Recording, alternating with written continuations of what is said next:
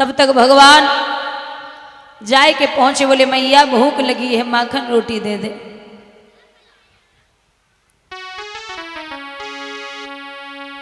मांगे रो माखन रोटी गोपाल भैया,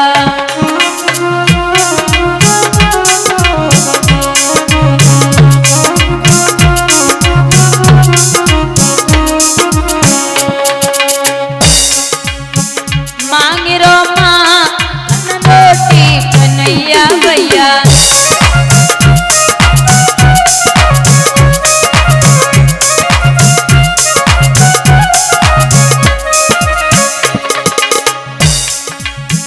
यशोदा बैठी आंगन में रोवे मैया,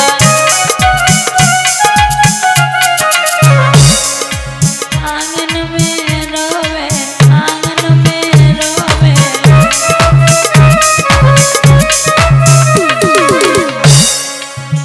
यशोदा बैठी आंगन में रोवे,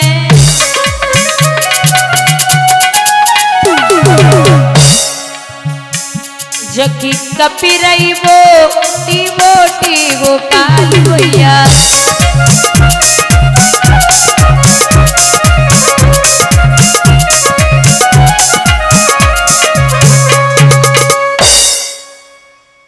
भगवान ने कहा खा ले लाला, आज अंतिम दिन है तेरी माखन रोटी का।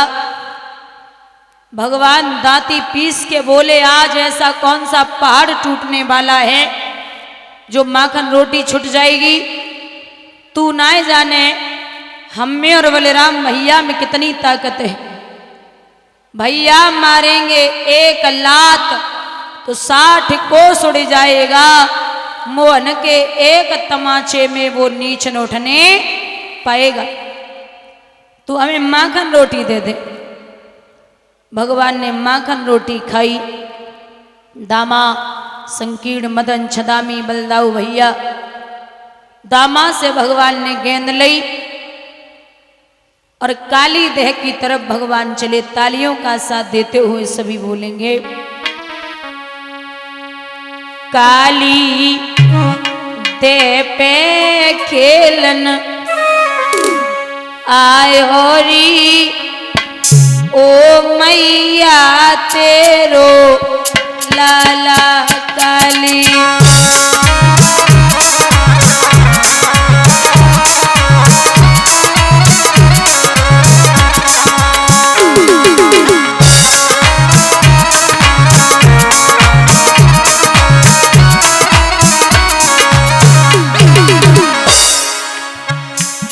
एक गाय की पट गेंद बनाई,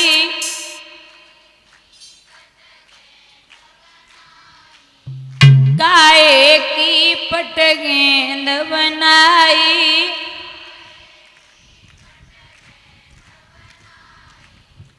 पीछे हेलो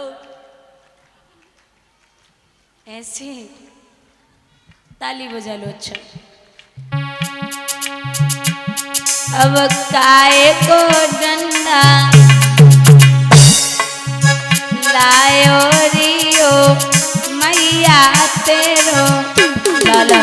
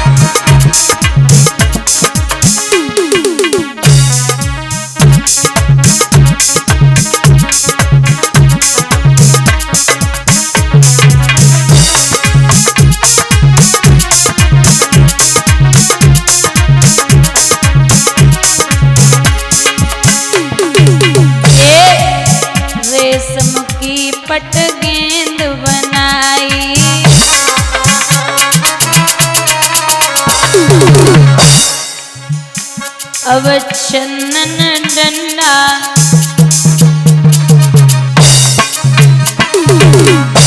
अब चंदन डंडा लायो रियो मैया तेरो लाला।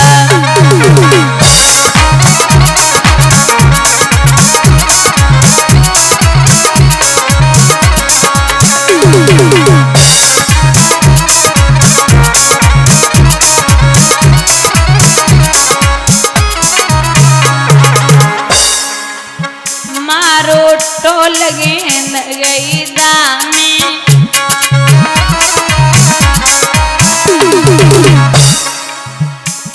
अब गेंद के संगे दायो रियो मैया तेरो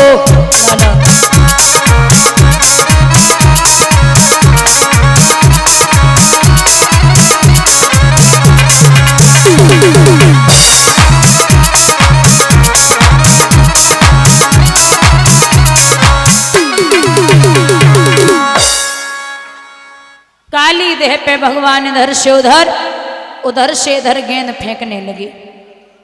सबकी नजर बचाए कि भगवान ने गेंद काली देह में फेंक दी। झपट के दामा ने भगवान को पीताम्बर पकड़ो कन्हैया बात बाद में गेंद पहले। अब कपड़े की गेंद है, इसके लिए दामा कभी भगवान से नहीं लड़ सकता था, लेकिन स्वयं परमात्मा दामा के अंदर प्रवेश हो गए और पकड़ करके कहा कि गेंद चाहिए। तो भगवान बोले मेरे पीताम्बर को छोड़ दामा, वरना ये मेरी बारी है। तो एक तमाचा लग बैठा तेरी खत्म होए दमदारी है। दामा ने जवाब दिया अरे ओ कृष्ण, उस बल की बारी आई है जो मुझे यहाँ दिखाते हो। कंस ने फूल मंगवाए हैं, देखें कैसे ले आते हो। फूल भी तुम्हारे आगे हैं, तुम भी पूरे बलधारी हो। ले आओ ने तोड़ करके हम समझे तुम बनवारी हो। भगवान बोले अरे ओ दामा, ले फूल फूल चिल्लाता है, फूल ही तो। महाराज ये कालिया नाग वहीं रहने लगा। जब कालिया नाग रहने लगा, इतना बेसेला पानी हो गया, आसपास जितने भी पशु पक्षी जीव जंतु घास वृक्ष कुछ भी नहीं था। इतना बेसेला जल हो गया कि कालिया नाग के विष से घास भी नहीं थी। लेकिन एक कदम का वृक्ष था जिस पर चढ़ करके भगवान काली देह में कूदे थे। तो परीक्षित जी बोले ऐसा कैसे हो सकता कि घास फूस सब कुछ है नहीं, वृक्ष भी है नहीं, जीव जंतु भी है नहीं, तो वो कदम का वृक्ष कैसे बच गया। तो बोले बात है उस समय की जिस समय देवताओं को अमृत पिलाने के लिए प्रभु आए थे। तो भगवान अमृत का कलश लेके जहां जहां गए, नासिक गए, हरिद्वार गए, प्रयागराज, इलाहाबाद, तो जहां जहां कलश रखा है वहां वहां आज भी कुंभ का मेला लगता है। लेकिन आते आते भगवान वृंदावन में पहुंचे, उसी वृक्ष के ऊपर भगवान कलश को लेके बैठ गए। तब तक राक्षसों ने फिर सोचा कि ये यहां बैठा, भगवान वहां से फिर भागे, तो 2 बूंदें अमृत की उस वृक्ष पर गिर गई। तो कालिया नाग के विष से सब समाप्त हो गया, लेकिन जो अमृत वृक्ष पे गिरा था वो वृक्ष समाप्त नहीं हुआ। यहां बंधुओं,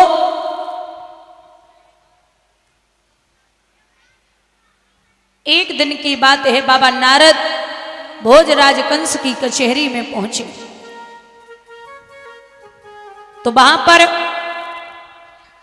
कंस गद्दी से नीचे उतर आई है, श्रीमन बड़ी कृपा की जो दास के दरवाजे पर पधारे हो, कहिए नाथ क्या संदेशा लाए हैं आप। जवाब दिया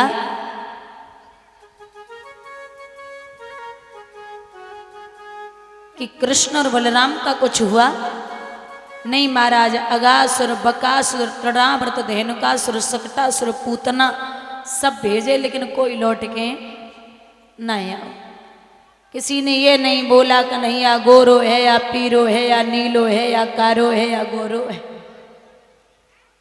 तो बोले एक पत्र लिख, और उस पत्र में लिखना कि हे बाबा नंद, हमें काली देह से 2 छबरिया कमल के पुष्प चाहिए, और कमल के पुष्प ना आए तो तू सारी यादव बरादरी को जेल में डाल देना।